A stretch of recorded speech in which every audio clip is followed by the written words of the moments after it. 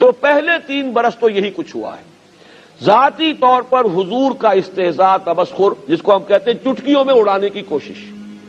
لیکن جب انہوں نے یہ دیکھا کہ یہ تو مشت خاک جو ہے، مشت غبار، یہ تو آندھی بن رہی ہے، خاص طور پر جب محسوس کیا کہ ہمارا نوجوان طبقہ محمد صلی اللہ علیہ وسلم کے گرد جمع ہو رہا ہے، گویا کہ یہ آگ جو ہے یہ تو ہمارے بارود خانے تک پہنچ گئی، اور ہمارا غلاموں کا طبقہ جو ہے وہ ان کی طرف آ رہا ہے، ان پر ایمان لا رہا ہے، تو انہیں شدید خطرے کا احساس ہوا، جس کو کہ اقبال نے وہ ابلیس کی مجلس شورا میں کہلوایا ہے کہ نظام کہنا کے پاس بانو یہ معرض انقلاب میں ہے، ہوش میں آؤ، گرڈ اپ یور لائنز، اس لیے کہ یہ آندھی جو ہے تمہارے سارے مفادات کو ختم کر کے اور بہا کر لے جائے گی۔ اس کے بعد سن 490 سے شروع ہوا ہے پرسیکیوشن کا دور، اتنی شدید پرسیکیوشن۔ یہ زیادہ جو ہے حضور صلی اللہ علیہ وسلم پر تو ذاتی طور پر زیادہ فزیکل اسالٹ نہیں ہو سکی، اس لیے کہ بنو ہاشم کا اونچا خاندان تھا، اس کے چشم و چراغ تھے، اور بنی ہاشم کے سردار تھے اب ابو طالب، اور ابو طالب کو انتہائی محبت تھی حضور کے ساتھ، اور ابو طالب جو ہے پروٹیکٹ کر رہے تھے حضور کو صلی اللہ علیہ وسلم۔ اب اگر حضور کے خلاف کوئی اقدام کرتے مکے والے تو اس کا مطلب یہ ہوتا کہ ان فائٹنگ شروع ہو جاتی، قبائلی جنگ آپس میں، بنو ہاشم کی جنگ ہوتی ان سے، جو بھی معاذ اللہ قتل کرتا حضور کو صلی اللہ علیہ وسلم۔ یہ وہ چیز ہے جس کی وجہ سے وہ ٹرائبل سٹرکچر جو تھا سوسائٹی کا، اس کے بنا پر حضور کو پروٹیکشن مختلف مواقع پر آخر انسلٹ تو کی گئی ہے۔ ایک مرتبہ حضور نماز پڑھ رہے تھے کھڑے ہوئے بیت اللہ میں، ابو جہل نے اپنی چادر کو بٹ دے کر ایک رسی کی شکل دی اور حضور کے گلے میں پھندا بنا کر ڈالا گردن میں، اور پھر دونوں سرے کھینچے کہ آنکھیں ابل آئی۔ اسی طریقے سے ایک مرتبہ آپ نماز پڑھ رہے تھے تو ابو جہل نے کہا کہ فلاں محلے میں آج اونٹ ذبح ہوا ہے، اس کی اوجڑی پڑی ہوئی ہے، نجاست بھری اوجڑی، کوئی شخص جائے، کوئی ہے جو جائے اور جا کر اس اوجڑی کو لا کر جب محمد سجدے میں جائیں تو ان کے سر پر رکھ دیں۔ عقبہ ابن ابی معیط ایک بہت ہی شقی انسان تھا ابو جہل کے ساتھیوں میں سے، اس نے کہا یہ کام میں کروں گا، گیا اور لا کر جب حضور سجدے میں گئے اوجڑی آپ کی گردن پر رکھ۔ یہ سارا کچھ بھی ہوا ہے حضور کے ساتھ۔ ایک مرتبہ حضور کو مارنے کے لیے آگے بڑھے، حضرت ابو بکر درمیان میں آ گئے، اتقتلون رجلا ان یقول ربی اللہ، یہ وہی بات ہے کہ جو حضرت موسیٰ علیہ السلام کے زمانے میں مومن آل فرعون نے کہی تھی، کیا تم ایک شخص کو قتل کرنے کے در پہ ہو حالانکہ اس کا جرم اس کے سوا کچھ نہیں کہ وہ کہتا ہے میرا رب اللہ ہے۔ تو وہ جب حضرت ابو بکر درمیان میں آ گئے تو حضور کو تو چھوڑ دیا لوگوں نے، پھر حضرت ابو بکر کو اتنا مارا ہے کہ یہ سمجھ کر چھوڑا ہے کہ یہ ہلاک ہو چکے ہیں۔ بعد میں ان کے قبیلے کے لوگ آئے، اٹھا کر لے گئے، کتی مارداری کی، ہوش میں آئے تو سب سے پہلے یہ پوچھا کہ حضور کا کیا حال ہے صلی اللہ علیہ وسلم۔ اپنی کوئی فکر نہیں تھی ابو بکر کو، فکر اس حالت میں بھی تھی تو محمد الرسول اللہ صلی اللہ علیہ وسلم۔ یہ بات بھی نوٹ کرنے کے قابل ہے کہ ابتدا تو اگرچہ حضور نے بنفس نفیس فرمائی دعوت و تبلیغ کے میدان میں، لیکن جو لوگ آپ پر ایمان لائے ان میں سے ہر شخص اپنی جگہ پر ایک داعی حق بن گیا۔ ان میں نمایاں ترین مقام ہے حضرت ابوبکر صدیق کا۔ آپ پر ایمان لانے کے بعد وہ خود مجسم داعی بن گئے، وہ خود مبلغ بن گئے۔ چنانچہ ہمیں یہ معلوم ہے کہ صحابہ کرام میں جو چوٹی کے 10 صحابہ ہیں جنہیں ہم عشرہ مبشرہ کے نام سے جانتے ہیں، ان میں سے 6 وہ ہیں جو حضرت ابوبکر صدیق رضی اللہ تعالیٰ عنہ کی دعوت و تبلیغ سے ایمان لائے۔ ان میں حضرت عثمان بھی ہیں، ان میں حضرت عبد الرحمن ابن عوف بھی ہیں، ان میں حضرت طلحہ بھی ہیں، حضرت زبیر بھی ہیں، حضرت سعد ابن ابی وقاص بھی ہیں رضی اللہ تعالیٰ عنہم اجمعین۔ سن 1090 تک جب بات پہنچی ہے، سن 1090 ابھی ہجرت نہیں ہوئی، ہجرت سے 3 سال پہلے کی بات ہے، ابو طالب کا بھی انتقال ہو گیا، حضرت خدیجہ کا بھی انتقال ہو گیا۔ 2 ہی سہارے دنیا میں تھے۔ دیکھیے اصل سہارا تو حضور کے لیے اللہ کا تھا، اس لیے میں نے کہا دنیا میں۔ گھر میں ایک جاں نثار بیوی کہ حضور جب باہر سے آتے تھے اور جو بھی تکدر طبیعت پر ہوتا تھا، لوگوں کے کہنے سننے سے، لوگوں کے استہزاء سے، تمسخر سے اس کا اثر لے کر آتے تھے۔ گھر میں ایک بیوی تھی دلجوئی کرنے والی، کچھ نہ کچھ ان احساسات کو بانٹنے والی، وہ بھی نہ رہی۔ اور ابو طالب ایک سہارا بنے ہوئے تھے کہ بنو ہاشم کی سرداری ابو طالب کے پاس ہے، ابو طالب اپنے بھتیجے کا ساتھ چھوڑ نہیں رہے، حالانکہ آخری مرحلے پر آ کر ان کی ہمت بھی جواب دے گئی تھی۔ آخری سفارت جو آئی ہے، 2 سفارتیں آئی ابو طالب کے پاس قریش کے سرداروں کی۔ پہلی سفارت تو یہ آئی کہ ابو طالب اپنے بھتیجے سے کہو اسے جو چاہیے ہم اسے پیش کر دیں، دولت چاہیے دولت کے انبار اس کے قدموں میں لگا دیں گے، اسے سرداری چاہیے ہم اسے اپنا بادشاہ بنا لیتے ہیں، بادشاہ مان لیتے ہیں، اور اگر کہیں اشارہ کر دے کہ وہاں مجھے شادی کرنی ہے، جس خاندان میں جس زیادہ سے زیادہ خوبصورت اور صاحب ثروت دولت عورت سے کہے شادی کر دیں، لیکن یہ ہمارے معبودوں کو غلط کہنا اور ہمارے دین کو غلط کہنا، اس کو چھوڑ دیں۔ حضور صلی اللہ علیہ وسلم نے جواب دیا کہ چچا جان، اگر یہ میرے ایک ہاتھ پر سورج رکھ دیں اور ایک پر چاند رکھ دیں تب بھی میں اپنے اس کام سے باز نہیں آ سکتا، یہ تو مشن ہے میرا اللہ کی طرف سے، میں اپنے لیے تو نہیں کر رہا۔ اس کے بعد جو آخری سفارت آئی ہے اس میں تو ابو طالب کی ہمت بھی جواب دے گئی، اس لیے کہ انہوں نے صاف چیلنج کر دیا تھا کہ ابو طالب اب ہمارے صبر کا پیمانہ لبریز ہو چکا ہے، اور اب تو یا تو تم ساتھ چھوڑ دو اپنے بھتیجے کا، اور یا تم بھی میدان میں آ جاؤ، ہم مقابلہ کریں گے تمہارا۔ اس وقت بلایا ابو طالب نے حضور کو کہ بھتیجے مجھ پر اتنا بوجھ نہ ڈالو جسے میں برداشت نہ کر سکوں۔ جہاں تک میرا مطالعہ ہے یہ مکی دور میں اس وقت حضور کی آنکھوں میں آنسو آئے پہلی مرتبہ۔ آپ نے فرمایا، محسوس کیا کہ یہ ایک دنیاوی سہارا تھا، چچا ساتھ دے رہا تھا، اس کی بھی ہمت جواب دے رہی ہے، لیکن حضور نے فرمایا چچا جان اب یا تو یہ کام پورا ہو کر رہے گا یا میں اپنے آپ کو اسی میں ہلاک کر لوں گا، اور کوئی راستہ میرے لیے نہیں۔ بہرحال ابو طالب کو پھر اللہ نے ہمت دی، وہ پھر ڈٹ گئے، لیکن یہ کہ سن 10 میں آ کر انتقال ہو گیا۔ اب قریش نے طے کر لیا کہ اب قتل کر دو ان کو، ریزولوشن، اس لیے کہ ان کا دارالندوہ تھا، ان کی بھی پارلیمنٹ تھی، چوپال تھی، اگرچہ کوئی ویسا نظام نہیں تھا، کوئی بادشاہ نہیں تھا، لیکن یہ کہ ایک قبیلے کا جو نظام ہوتا ہے، مختلف گھروں کے جو سربراہ تھے وہ جمع ہوتے تھے اور وہاں پر فیصلے کرتے تھے۔ فیصلہ ہو گیا اب ان کو ختم کر دو۔ حضور تک اطلاع پہنچی، حضور نے اب طائف کا سفر اختیار کیا کہ مکے میں تو اب گویا کہ یہ درپے ہو گئے میری جان کے، طائف جاؤں شاید وہاں کے سرداروں میں سے کوئی ایمان لے آئے، تو پھر میں اپنا مستقر وہاں پر میں اپنا بیس بنا لوں، وہاں مرکز بنا لوں۔ میں یہ ساری باتیں اس انداز میں بیان کر رہا ہوں جس سے کہ آپ جدید ایڈیم میں اور جدید ٹرمینالوجی میں بات کو سمجھیں کہ اب اگر یہاں جو ہے میرے قتل کا فیصلہ ہو گیا ہے تو کوئی آلٹرنیٹ بیس مجھے چاہیے، کام تو کرنا ہے، کسی جگہ سے ہوگا۔ طائف کا سفر آپ نے کیا ہے سخت ترین، اس لیے کہ جو عام راستہ تھا اسے آپ نے چھوڑ دیا کہ اس پر تو قافلوں کی آمد و رفت ہے، جب فیصلہ ہو چکا ہے کہ محمد کو قتل کر دیا جائے تو کوئی بھی اقدام کر بیٹھے گا، اب تو کوئی رکاوٹ تو ہے نہیں۔ تو جو پہاڑی راستہ ہے، اب جو وہ سڑک بنی ہے مکہ، جن لوگوں کو بھی جانے کی سعادت نصیب ہوئی ہے انہیں معلوم ہے مکے سے طائف تک 2 راستے ہیں،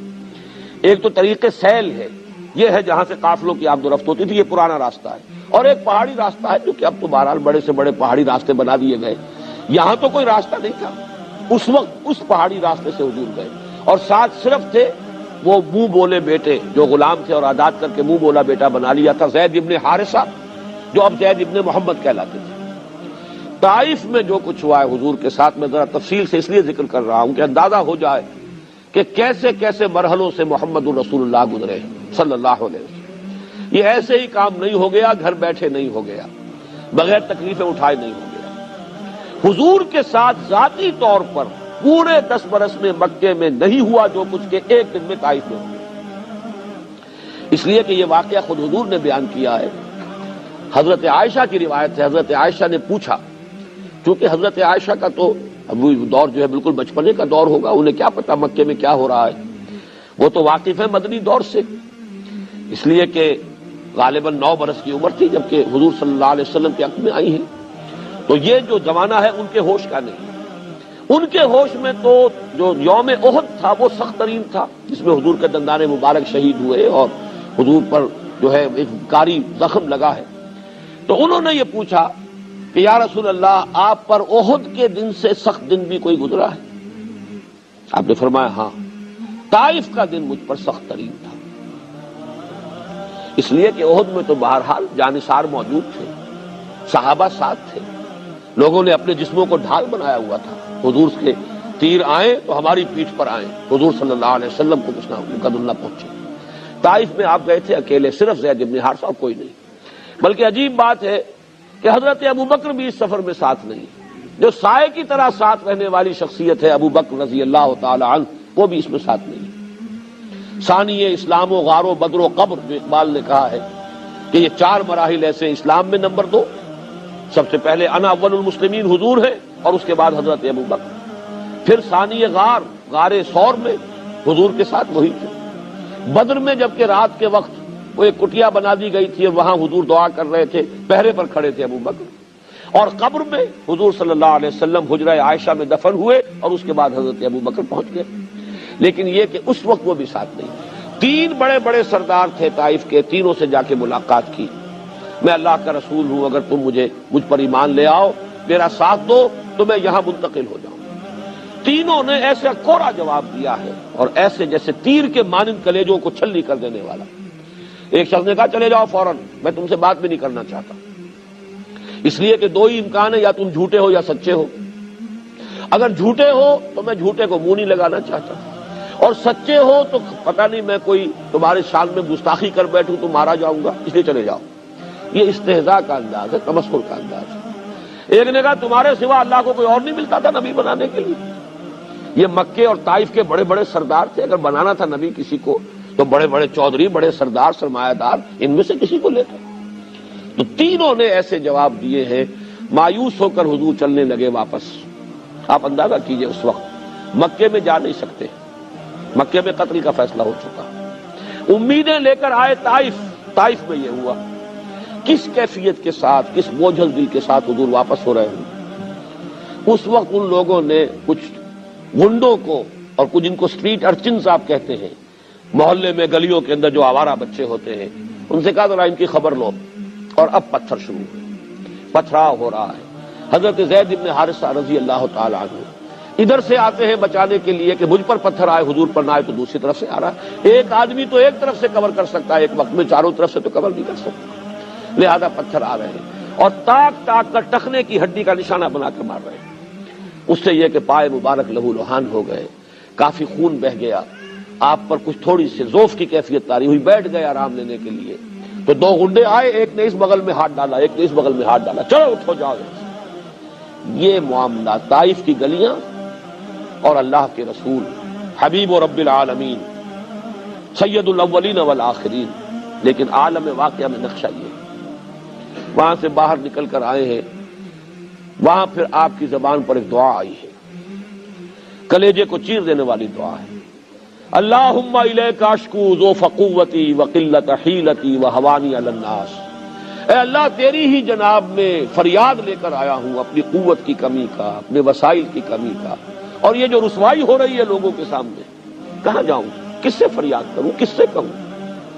الی من تکلنی الی بعید یتجہمنی اور الی عدو ملکت امری، کیا کس کے حوالے مجھے کر دیا ہے؟ یہ لوگ جو مجھ پر ہجوم کر رہے ہیں، حملہ کر رہے ہیں، کیا میرا معاملہ ان کے حوالے کر دیا ہے کہ جو چاہے کر گزرے؟ ان لم یکن علی غضبک فلا ابالی، لیکن اے اللہ اگر تیری رضا اسی میں ہے، تو ناراض نہیں ہے تو مجھے کوئی پرواہ نہیں، سر تسلیم خم ہے جو مزاج یار میں آئے۔ یہ کیفیت ہے اس وقت حضور صلی اللہ علیہ وسلم۔ اس کا پھر فوری طور پر جو نتیجہ نکلا، ملک الجبال حاضر ہوتا ہے، وہ فرشتہ جو پہاڑوں پر مامور ہے، اور عرض کرتا ہے کہ اللہ نے مجھے بھیجا ہے اس حکم کے ساتھ، اگر آپ فرمائیں تو میں ان پہاڑوں کو آپس میں ٹکرا دوں جن کے درمیان وادی میں یہ طائف کا شہر آباد ہے، اور یہ پس کر سرما ہو جائے۔ فرمایا نہیں، میں اس لیے نہیں بھیجا گیا، کیا عجب کہ ان کی آئندہ نسلوں کو اللہ تعالیٰ توفیق عطا فرما دے۔ بہرحال، اور یہ بھی نوٹ کر لیجئے کہ محمد ابن قاسم ثقفی رحمت اللہ علیہ جو بر عظیم پاک و ہند میں اسلام کا جھنڈا لے کر گئے، وہ ثقفی تھے، اسی قبیلہ ثقیف کے وہ فرزند تھے جو طائف میں آباد تھا۔ تو حضور نے فرمایا نہیں، عذاب کے لیے نہیں۔ بہرحال جب مکے میں آئے ہیں واپس، نوٹ کیجئے یہ چیزیں بہت کم شاید آپ کی توجہ ہوئی ہو، واپس آ کر مکے میں داخل نہیں ہو سکتے تھے، لہذا ایک مشرک کو، کافر کو پیغام بھیجا، مطعم بن عدی، اگر تم مجھے اپنی ذاتی امان میں لے لو، بڑا سردار تھا، تو میں مکی میں آ جاؤں۔ اس نے کہلوا دیا ٹھیک ہے، یہ عربوں کی شرافت تھی، ان کا ایک مزاج ہے، دشمن بھی امان مانگ لے اگر، تو پھر یہ وہ مروت کے خلاف سمجھتے تھے کہ اسے امان نہ دی جائے۔ امان مانگی حضور نے، انہوں نے کہا آ جائیے، فرمایا نہیں یوں نہیں، خود آؤ لے کر جاؤ۔ وہ شخص اپنے 7 بیٹوں کو ہتھیار لگا کر سجا کر باہر آیا ہے مکے سے اور حضور کو لے کر گیا ہے، اعلان کرتے ہوئے کہ محمد میری امان میں ہے، محمد کو میں نے امان دے دی ہے صلی اللہ علیہ وسلم۔ یہی وجہ ہے مطعم بن عدی دنیا سے چلے گئے بغیر اسلام لائے، جیسے ابو طالب دنیا سے چلے گئے بغیر کلمہ شہادت زبان سے ادا کیے، لیکن احسان ابو طالب کا بھی ہماری گردنوں پر ہے۔ 10 برس تک وہی سہارا بنے ہیں، انہوں نے ہی پروٹیکشن دی ہے۔ وہ خاندانی اگر یہ سہارا موجود نہ رہتا تو شاید اس سے بہت پہلے اقدام ہو جاتا۔ اسی طرح مطعم بن عدی کا بھی یہ احسان ہے، اس نے امان دی محمد الرسول اللہ صلی اللہ علیہ وسلم کو، اور مکے میں اگر آپ رہے اس کے بعد 3 برس تقریباً تو اس کی امان میں رہے،